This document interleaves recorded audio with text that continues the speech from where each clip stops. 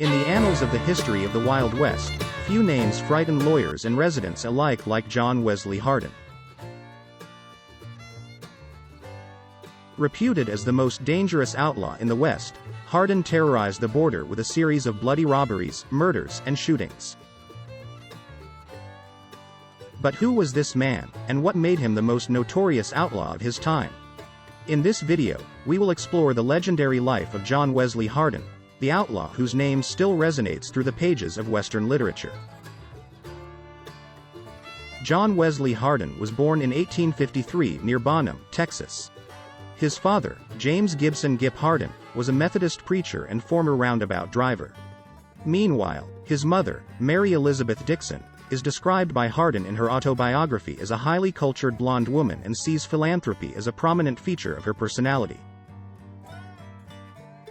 The Hardin family moved often, as James Gibson passed through Central Texas on his preaching tours. However, they eventually settled in Sumter, Trinity County, Texas in 1859. This was a time of great social and political upheaval in the state, as Texas was only a few years away from becoming one States of the United States. Remember to hit the like button, because it helps us a lot. Don't forget to subscribe to the channel and press the notification bell to not miss the upcoming interesting video. Overall, John Wesley Hardin's early life was shaped by his family's itinerant lifestyle and the turbulent political climate of Texas during his growing up years. While attending his father's school in 1867, John Wesley Hardin had a violent encounter with another student, Charles Slaughter. Slaughter accused Hardin of authoring graffiti on the school wall and insulting a female student in their class.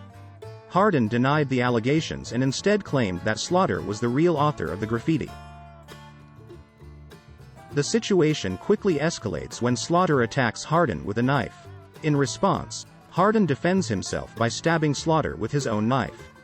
The attack was so severe that Slaughter was nearly killed. This incident almost resulted in Hardin being expelled from school.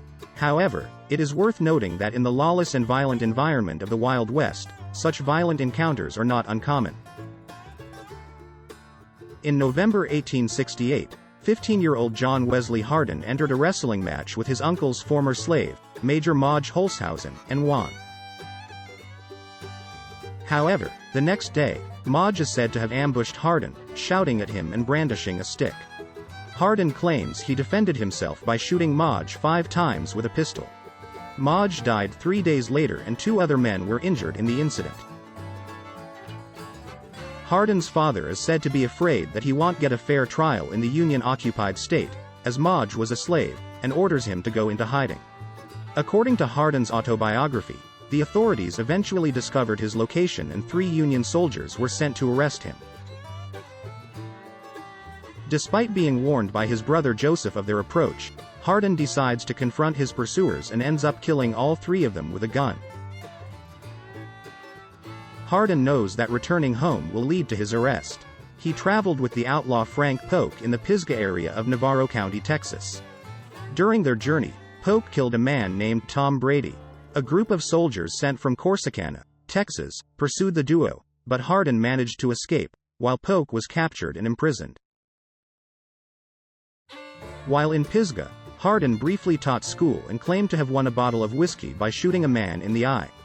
He also testified that along with his cousin, Simp Dixon, each killed a soldier in a confrontation. In addition, Hardin allegedly killed a black man in Leon County, Texas. On January 5, 1870, in Tawash, Hill County, Texas, Hardin was playing cards with Benjamin Bradley. Hardin won almost every hand, which angered Bradley and threatened him. That night, Bradley goes to find Hardin and fires a shot at him, but misses. Hardin then shoots Bradley dead with both of his pistols.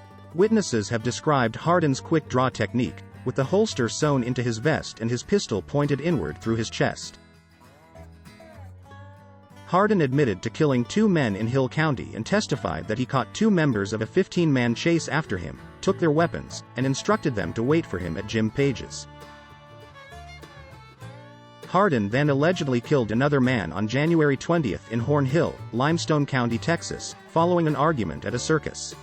A few days later, in Cosi, Texas, Hardin shoots dead a pimp who demanded money from him and a prostitute he was with.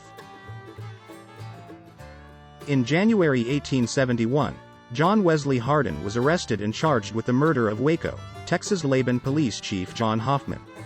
Hardin denies committing the crime, but he is remanded in Marshall Township's wooden cell while awaiting his transfer to Waco for trial. While in prison, Hardin bought a revolver from another inmate. Two Texas State Police, Captain Edward T. Stakes and Jim Smalley, were assigned to escort Hardin to Waco for trial. According to Hardin, they tied him up on a saddleless horse for the journey. While they're camping along the way, Hardin manages to escape when Stakes goes to buy hay. Left alone with Smalley, 17-year-old Hardin testified that Smalley began taunting and hitting him with the butt of his pistol. Hardin shoots Smalley, then runs off on horseback crying while hiding beside the animal. Hardin testified that while on the run, he was captured by three men named Smith, Jones and Davis in Bell County, Texas.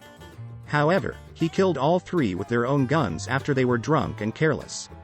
Hardin managed to escape again. On July 4, 1871, a Texas trail owner named William Coren was killed on the Cottonwood Trail, 40 miles south of Abilene, by an unnamed Mexican fleeing south. The Mexican was then killed by two cowboys at a restaurant in Sumner County, Kansas, on July 20. Hardin admitted to being involved in the fatal shooting of the Mexican. Historical records show that John Wesley Hardin was a notorious outlaw and a gunman who committed many brutal murders. Bull's Head Tavern, in Abilene, Kansas, was founded by former attorney Ben Thompson and gambler Phil Coe. They advertised their business by drawing a bull with a large erect penis on the side of their establishment. However, residents complained to town sheriff Wild Bill Hickok when Thompson and Co. refused his request to move the bull. Hickok changed it himself, which angered Thompson. Thompson tried to irritate his new acquaintance, Hardin, by shouting at him, "He's a damn Yankee. Pick rebels, especially Texans, to kill." However, Hardin seems to respect Hickok and replies, "If Bill needs to kill, why don't you kill him yourself?" Later that night, Hardin confronts Hickok, who tells him it's illegal for him to carry a gun in town and orders him to hand over his gun. To his surprise, Hardin bends down, picks up his revolvers from the holster and hands the guns to Wild Bill ahead. Then he quickly coiled them up in his arms, and suddenly Wild Bill was looking directly at the muzzles of their guns. However, both of them back off, and Hickok advises Hardin to avoid trouble while in Abilene. Hardin met Hickok again while herding cattle in August 1871. This time, Hickok allowed Hardin to bring his pistol into town, which he never allowed anyone else to do. Hardin is fascinated by Wild Bill and enjoys being seen intimately with such a famous gunman. Hardin alleges that when his cousin, Manon Clements, was jailed for the murder of two cowboys, Joe and Dolph Shadden, in July 1871, Hickok arranged for his escape at Hardin's request. The encounter between Hickok and Hardin at the pub is also based on historical stories. Hardin is known for his violent behavior and is known as a notorious gunman. On the other hand, Hickok is a legendary figure in the Wild West. Despite their differences, they have a mutual respect for each other. The incident of Hardin giving his gun to Hickok is also based on historical records. In the early months of 1872, Hardin lived in central South Texas, specifically in Gonzales County, where he married Jane Bowen and began to befriend her brother, a herder. During his stay, he reconnected with some of his cousins, who were allied with the Taylor family. The Taylors had a feud with the Suttons. On August 7, 1872, at the Gate Saloon in Trinity, Texas, Hardin was shot by Phil Sublett, whom he defeated in a game of poker. Sublett fires a shotgun and hits Hardin's kidney twice. For a while, it looks like Hardin won't make it. While recuperating, Hardin decides he wants to clean up and turn himself over for his past crimes to Sheriff Reagan of Cherokee County, Texas. Unfortunately, when he learned how many murder charges Reagan was planning to bring against him, he changed his mind. Hardin escaped from the Gonzales County Jail in November 1872 after a relative gave him a hacksaw to cut the bars of his cell's window. Despite being protected by 6 men, Hardin was able to escape and a $100 reward was given for his capture. In May 1873, 2 men, Jim Cox and Jake Christman, were killed by the Taylors at Tumlinson Creek. Hardin was recovering from a gunshot wound at this point but did not confirm or deny the reports that he commanded the attacks. He simply said that he did not have time for such matters, as it was not his responsibility. Hardin's most notorious actions during the Sutton-Taylor feud involved his participation in the murder of 2 lawyers believed to be allied with the Sutton family. On July 18, 1873, in Cuero, Texas, Hardin killed Deputy Sheriff J.B. Morgan, who worked under Sheriff Jack Helm, a former Texas State Police captain who led the Sutton force. Later that day, Hardin kills Helm in the town square of Albuquerque, Texas. In June 1873, while on the run, Hardin helped his brother-in-law, Joshua Bowen, escape from the Gonzales County Jail. Additionally, Hardin was involved in the murder of Thomas Holderman during this time. In 1878, Hardin was put on trial for the murder of Webb. He was sentenced to 25 years in prison in Huntsville Jail on June 5 of that year. However, a year later, Hardin and 50 other inmates are caught trying to tunnel into the prison's armory. Despite several attempts to escape, he remained in prison until February 14, 1892. At that time, he was found guilty of another manslaughter, stemming from the previous shooting death of J.B. Morgan, and was sentenced to an additional 2 years in prison. During his time in prison, Hardin wrote an autobiography in which he claimed responsibility for multiple murders. However, there is little evidence to corroborate these claims.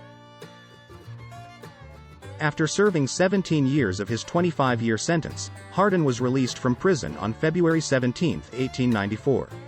At the age of 40, he returned to his hometown of Gonzales, Texas. Later that year, on March 16, he was pardoned, and on July 21, he passed the state bar exam and obtained his license to practice law. According to a 1900 newspaper article, shortly after his release from prison, Hardin committed negligent homicide by betting $5 that he could with the first shot knock a Mexican man out of a box. Soap that this man had sunbathed, won the bet and caused the man to die from a fall, not from a shot. John Selman Jr., a lawyer from El Paso, arrested widow M. Rose, a part-time prostitute and acquaintance of John Wesley Hardin, for swinging a gun in public.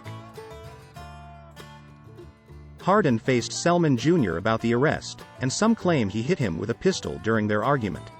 On the afternoon of August 19, 1895, Selman Sr. approached Hardin and the two exchanged harsh words. That night, Hardin goes to the Acme Saloon in El Paso to play dice. His last words were 4 6s to beat. Just before midnight, Selman Sr. enters the pub and shoots Hardin in the head from behind, killing him instantly. Selman Sr. fires 3 more shots at Hardin as he lies on the floor. Hardin was buried the next day at Concordia Cemetery in El Paso. Selman Sr. was arrested for murder and testified that he acted in self-defense, saying he saw Hardin reaching for his pistol as he entered the pub. Despite his claims, a jury was hanged, resulting in Selman Sr. released on bail pending retrial. Before the retrial, however, Selman Sr. was killed in a gunfight with United States Marshal George Scarborough on April 6, 1896, during an argument after a game of cards. John Wesley Hardin's death at the hands of John Selman Sr. shed light on the violent and unpredictable nature of the Old West. The case also highlights the prominent role played by gunmen and outlaws in lawless territories in the late 1800s. Please like and share if you find the video content interesting and useful. Don't forget to subscribe to the channel and comment below, so as not to miss the upcoming interesting videos. Thanks for watching.